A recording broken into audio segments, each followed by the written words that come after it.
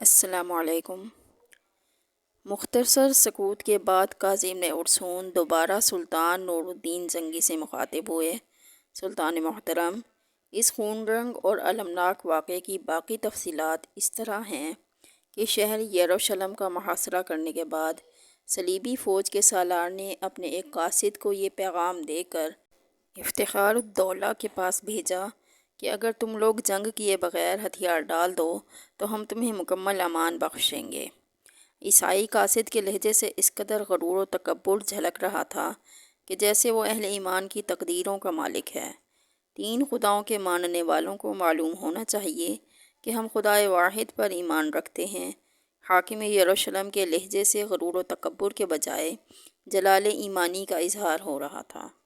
عیسائیوں کے عقائد کے مطابق تین خدا ہیں، ایک مقدس باپ خدا، دوسرا مقدس بیٹا یعنی حضرت عیسیٰ علیہ السلام، اور تیسرا روح القدس یعنی حضرت جبرائیل علیہ السلام۔ اسی کو نظریہ تثلیث کہتے ہیں، اور افتخار الدولہ نے عیسائی قاصد کے سامنے اسی طرف اشارہ کیا تھا۔ اپنے سالار کو بتا دینا کہ مجاہدین اسلام ہتھیار نہیں ڈالتے، یا تو وہ فتح حاصل کرتے ہیں یا پھر ان کے کٹے ہوئے سر نیزوں پر بلند کیے جاتے ہیں۔ اللہ نے اہل ایمان کے لیے ہر حال میں سربلندی لکھی ہے۔ افتخار الدولہ کا جواب سن کر عیسائی قاصد سراسیمہ نظر آنے لگا۔ پھر جب وہ واپس جا رہا تھا تو یروشلم میں رہنے والے ایک عیسائی نے اسے اپنی زبان میں یہ راز بتا دیا کہ مسلمان فوجیوں کی تعداد بہت کم ہے۔ عیسائی قاصد نے افتخار الدولہ کے جواب کے ساتھ ساتھ اپنے سالار کو یہ خفیہ اطلاع بھی فراہم کر دی کہ حاکم یروشلم کی دفاعی قوت نہ ہونے کے برابر ہے۔ دوسرے دن عیسائی سالار نے اپنے سپاہیوں کو جمع کر کے مختصر خطاب کیا کہ میں تمہیں صرف 3 دن کی مہلت دیتا ہوں۔ اس عرصے میں شہر کی تمام دیواریں گرا دو اور فاتحانہ شان کے ساتھ اندر داخل ہو جاؤ۔ عیسائی سپاہی کثرت تعداد کے نشے سے سرشار تھے، اس لیے انہیں پورا یقین تھا کہ وہ مختصر سے عرصے میں مسلمانوں کے انتہائی قلیل لشکر کو شکست دے کر یروشلم کے پورے شہر پر قابض ہو جائیں گے۔ مگر عیسائی سپاہیوں کی یہ خوش فہمی اس وقت دور ہو گئی جب سینکڑوں صلیبیوں کی بھیٹ چڑھانے کے باوجود چند گز کا علاقہ بھی فتح نہ کر سکے۔ اسلامی لشکر نے حیرت انگیز شجاعت کا مظاہرہ کیا اور صلیبیوں کے منہ پھیر کر رکھ دیے۔ عیسائی سپہ سالار گاڈفرے اپنے خیمے میں اس طرح ٹہل رہا تھا کہ اس کے چہرے پر وحشت برس رہی تھی۔ پھر جب اس کا نائب ڈیرک خیمے میں داخل ہوا تو گاڈفرے کسی جنونی انسان کی طرح اس پر برس پڑا۔ تیری ساری اطلاعات غلط تھیں۔ 1000 سپاہی 50,000 فوجیوں کا مقابلہ کس طرح کر سکتے ہیں؟ یقیناً مسلمان تعداد میں ہمارے برابر ہیں۔ نائب سالار ڈیرک قسمیں کھا کھا کر گاڈفرے کو یقین دلاتا رہا کہ اس کی فراہم کردہ معلومات حرف بحرف درست ہیں۔ ابھی ابھی یروشلم کا ایک عیسائی یہ خبر لے کر آیا تھا کہ ہم دست بدست جنگ میں مسلمانوں پر غالب نہیں آ سکیں گے، پھر ہمیں کس طرح غلبہ حاصل ہوگا؟ گاڈفرے نے اپنے نائب ڈیرک کو ایک غلیظ گالی دیتے ہوئے کہا۔ اس شخص کا کہنا ہے کہ افتخار الدولہ نے بڑی ذہانت سے اپنے دفاعی مورچے ترتیب دیے ہیں۔ ڈیرک ایک ایک لفظ پر زور دیتے ہوئے بول رہا تھا۔ اس شخص کی رائے کے مطابق اگر شہر کی فصیل پر شدید سنگ باری کی جائے اور فصیل کے انہدام کے بعد پورا عیسائی لشکر شہر میں داخل ہو کر بیک وقت مسلمانوں پر حملہ آور ہو تو صلیبیوں کو فتح حاصل ہو سکتی ہے۔ یہ ایک اچھی خبر تھی جسے سن کر گاڈفرے کے چہرے کا تناؤ کم ہو گیا اور اس کے ہونٹوں پر خفیف سی مسکراہٹ ابھر آئی۔ پھر دوسرے دن گاڈفرے نے اپنے سپاہیوں کو حکم دیا کہ وہ روز و شب کام کر کے بڑی تعداد میں منجنیقیں تیار کر لیں۔ پھر جب عیسائیوں کا یہ نیا اسلحہ تیار ہو گیا تو گاڈفرے کے حکم پر شدید سنگ باری کی گئی۔ کئی دن کی مسلسل کوششوں کے بعد شہر کی فصیل میں 2-3 شگاف پڑ گئے، مگر مجاہدین اسلام نے صلیبیوں کو اندر داخل نہیں ہونے دیا۔ شہر کا یہ محاصرہ 40 دن تک جاری رہا۔ اس دوران عیسائی سالار گاڈفرے نے نئی چالیں چلیں، مگر وہ شہر پر قبضہ کرنے میں ناکام رہا۔ یروشلم کے عیسائی بھیس بدل بدل کر گاڈفرے کے لشکر میں جا رہے تھے اور افتخار الدولہ کے دفاعی انتظامات کی خبریں دے رہے تھے۔ بالآخر گاڈفرے نے اپنا پورا لشکر سمیٹ کر جنگ میں جھونک دیا۔ 12 گھنٹے تک مسلسل لڑائی ہوتی رہی مگر صلیبی مسلمانوں پر غالب نہ آ سکے، یہاں تک کہ عیسائی لشکر مایوسیوں کے بادل چھانے لگے۔ اکثر عیسائی سپاہیوں کی زبان پر ایک جملہ تھا کہ اب کوئی طاقت یروشلم کو فتح نہیں کر سکتی۔ اپنے سپاہیوں کی دل شکستگی کا یہ منظر دیکھ کر گاڈفرے بدحواس ہو گیا، اور پھر اس نے فوج کے ساتھ آنے والے پادریوں کو اپنے خیمے میں طلب کر کے مشورے شروع کر دیے۔ تمام پادری کچھ دیر تک سر جوڑے بیٹھے رہے، پھر انہوں نے اتفاق رائے کے ساتھ پرانا حربہ استعمال کیا۔ فوری طور پر ایک عیسائی سپاہی کو راہبوں جیسا لباس پہنایا گیا، پھر اسے کچھ ہدایات اور تلوار دے کر جبل زیتون، ایک مشہور پہاڑ پر بھیج دیا گیا۔ منصوبہ مکمل ہو جانے کے بعد سالار گاڈفرے پادریوں کے ساتھ اپنے خیمے سے باہر نکلا اور زیتون کی پہاڑی کی طرف دیکھنے لگا، جہاں راہبوں کا لباس پہنے ہوئے ایک سپاہی کھڑا تھا جو بار بار اپنی تلوار ہوا میں لہرا رہا تھا۔ منصوبے کے مطابق گاڈفرے نے اپنے تمام سپاہیوں کو ایک جگہ جمع کر لیا، پھر جبل زیتون کی طرف اشارہ کرتے ہوئے ایک پادری سے پوچھا، مقدس پیشوا، یہ کون شخص ہے؟ پادریوں نے بھی مصنوعی حیرت کے ساتھ یہ منظر دیکھا۔ پھر ایک راہب انتہائی خوشی کے لہجے میں پوری طاقت سے چیخا، یہ سینٹ جارج ہیں جو صلیبیوں کی مدد کو آئے ہیں اور تلوار کے اشارے سے کہہ رہے ہیں کہ پوری طاقت سے حملہ کرو، میں تمہارے ساتھ ہوں اور یروشلم تمہارا ہے۔ سینٹ جارج عیسائیوں میں ایک بڑا عبادت گزار شخص تھا جسے عیسائی ولی کا درجہ دیتے ہیں۔ سینٹ جارج کو جرجیس بھی کہا جاتا ہے۔ پادری کی یہ جذباتی تقریر سن کر عیسائی سپاہیوں کے مذہبی جذبات جنگل کی آگ کی طرح بھڑک اٹھے، پھر انہوں نے وحشیانہ انداز میں مسلمانوں پر حملہ کیا۔ شہر میں رہنے والے عیسائیوں کی مخبری کے باعث افتخار الدولہ کے تمام دفاعی مورچے درہم برہم ہو کر رہ گئے اور صلیبی شہر میں داخل ہو گئے۔ پھر گھمسان کا رن پڑا۔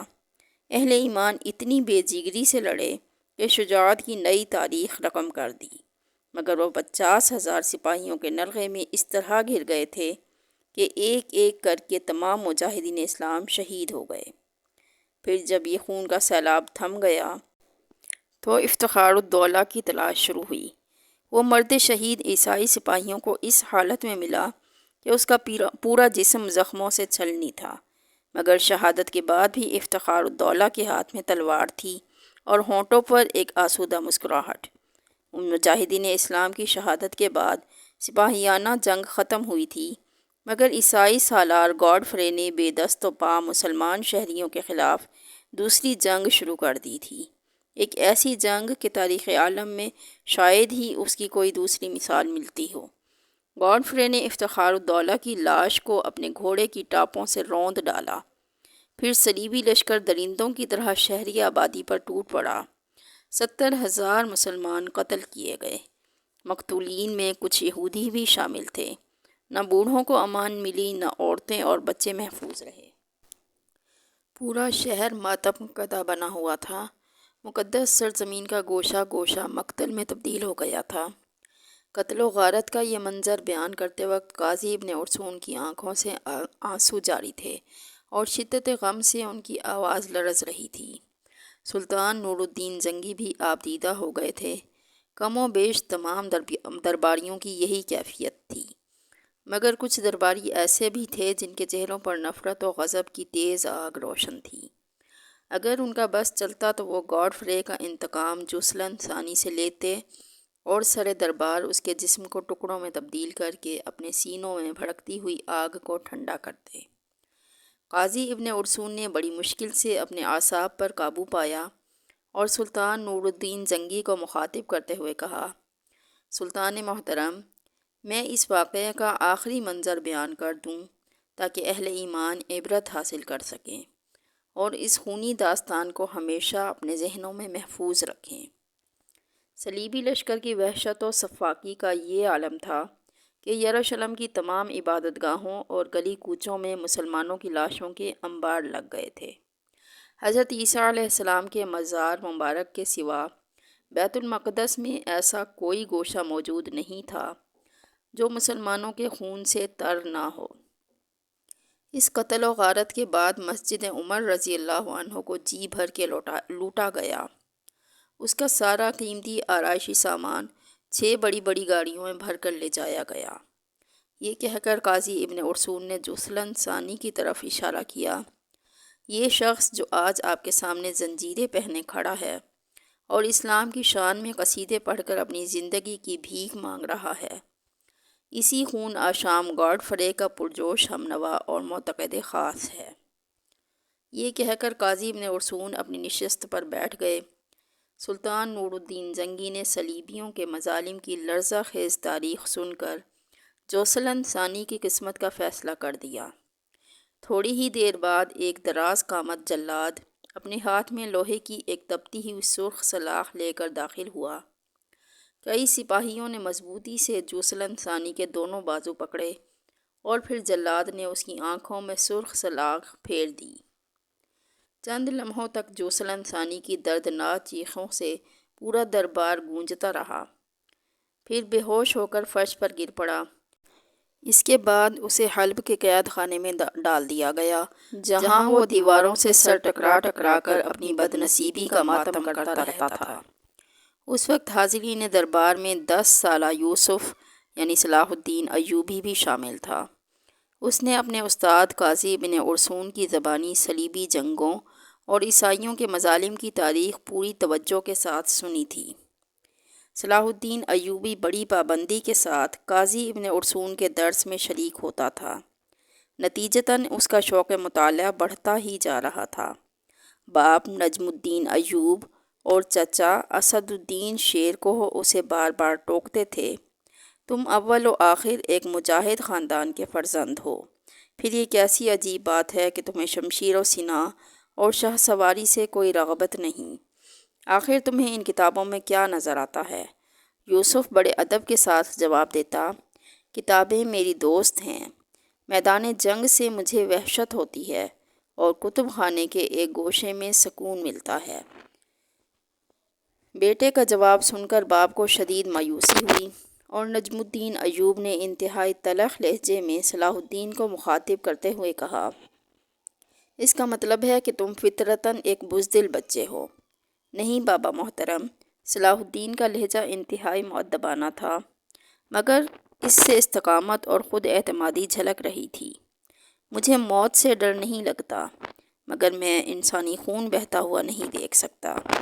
یوسف کی یہ امن پسندانہ روش دیکھ کر نجم الدین ایوب اور اسد الدین شیر کوہ کی توجہ اس کی طرف سے کم ہو گئی۔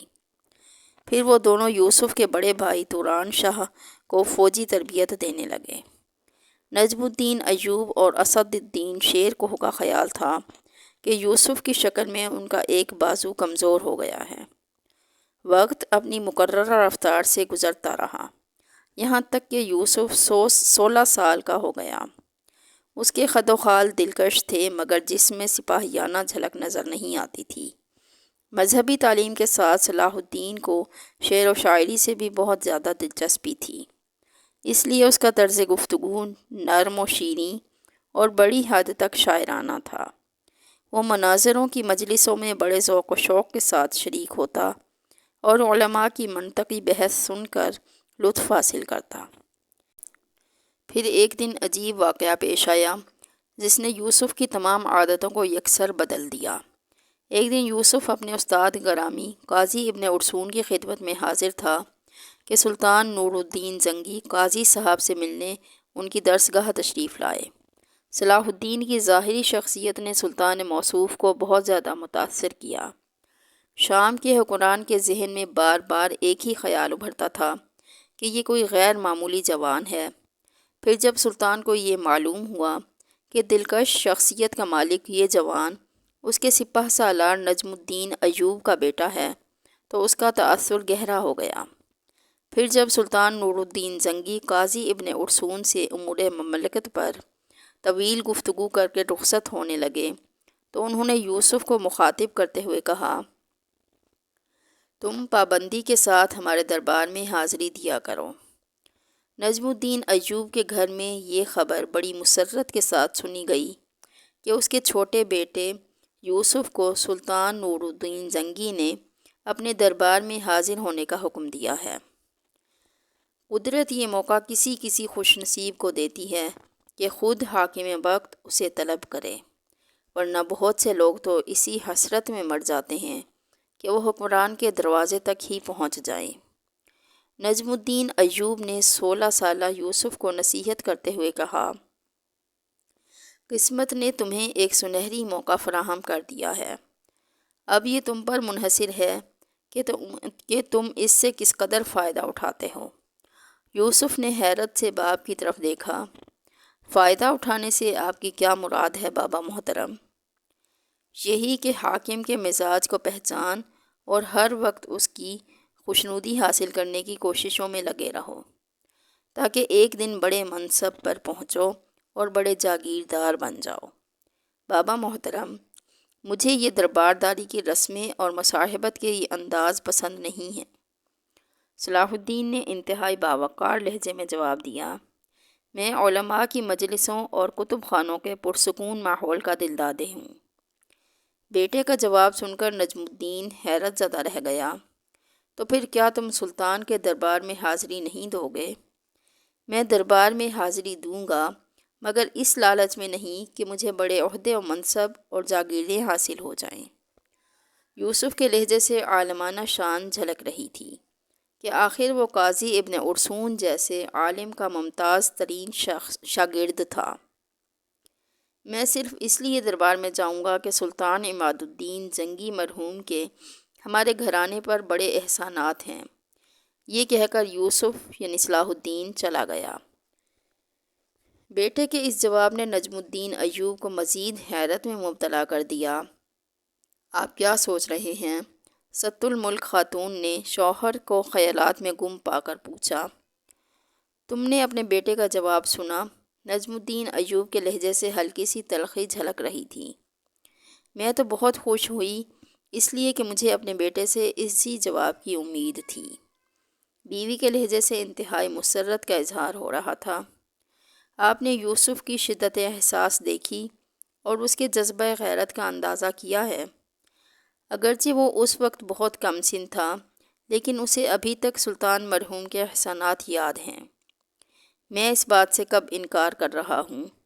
نجم الدین ایوب کا لہجہ نہایت خشک تھا۔ ایک باپ کی دلی خواہش ہوتی ہے کہ اس کا بیٹا اونچے سے اونچا مقام حاصل کرے، لیکن یوسف کے جواب میں مجھے بہت مایوس کیا ہے۔ آخر اس نے ایسی کون سی بات کہہ دی ہے جسے سن کر آپ اپنے دل میں گرانی محسوس کر رہے ہیں؟ ست الملک خاتون کے لہجے سے صاف جھلک رہا تھا کہ وہ اپنے بیٹے صلاح الدین کی طرفداری کر رہی ہیں۔ میں اپنے اس بیٹے میں نوجوانوں جیسا جوش نہیں دیکھتا۔ نجم الدین ایوب کا لہجہ بدستور تلخ تھا۔ اس کے اندر ترقی کرنے اور آگے بڑھنے کی تڑپ نظر نہیں آتی۔ وہ 16 سال کی عمر میں بوڑھوں جیسا نظر آتا ہے، ہر وقت کھویا کھویا اور دنیا سے بیزار۔ کتابوں نے اسے کہیں کا نہیں رکھا۔ یہ کہہ کر نجم الدین ایوب چلا گیا اور ست الملک خاتون اپنے بیٹے کی سربلندی کے لیے دعائیں کرنے لگی۔ جب پہلے دن صلاح الدین نور الدین زنگی کے دربار میں داخل ہوا تو اسے سلطان کے حکم پر امراء کی سب سے اگلی قطار میں بٹھایا گیا۔ سلطان کے سارے امراء تجربہ کار بھی تھے اور کسی حد تک سن رسیدہ بھی تھے۔ ان میں سے کوئی امیر بھی 40 سال سے کم نہیں تھا۔ اس لیے ان تمام سرداروں نے ایک 16 سالہ نوجوان کو اپنی صف میں بیٹھا دیکھ کر شدید حیرت کا اظہار کیا۔ ان امیروں میں ایک شخص ابن برقوم بھی تھا جو فطرتاً حاسد اور کینہ پرور تھا۔ اس نے صلاح الدین کو انتہائی ناپسندیدہ نظروں سے دیکھا اور دل ہی دل میں سلطان نور الدین زنگی کی اس کرم نوازی پر پیچ و تاب کھانے لگا۔ مگر صلاح الدین درباری امراء کے جذبات اور قیاس آرائیوں سے بے نیاز خاموشی سے اپنی نشست پر بیٹھا رہا۔ پھر یوں ہوا کہ گزرتے دنوں کے ساتھ سلطان نور الدین زنگی یوسف کے قریب ہوتا چلا گیا۔ یہ صورتحال دیکھ کر دوسرے امراء تو خاموش رہے، مگر امیر ابن مرقوم سے برداشت نہ ہو سکا اور ایک دن وہ تنہائی میں سلطان سے عرض کرنے لگا، آخر آپ اس نوعمر لڑکے میں ایسی کون سی صلاحیت پاتے ہیں کہ جس کے باعث دوسرے امراء کو نظر انداز کیا جا رہا ہے؟ سلطان نور الدین زنگی نے بڑی حیرت سے امیر ابن مرقوم کی طرف دیکھا۔ ہم نے کس امیر کی حق تلفی کی ہے؟ سلطان کی آواز معمول سے زیادہ تیز تھی۔ سلطان سے زیادہ رعایا کے حقوق ادا کرنے والا اور کون ہو سکتا ہے؟ امیر ابن مرقوم نے انتہائی خوش آمدانہ لہجے میں کہا، ہم نے اپنے کس امیر کو اس کے منصب سے ہٹایا؟ اب کی بار سلطان نور الدین زنگی کی آواز میں تیزی کے ساتھ تلخی بھی شامل تھی۔ امیر ابن مرقوم حاسد و کینہ پرور ہونے کے ساتھ ساتھ انتہائی شاطر و عیار انسان بھی تھا۔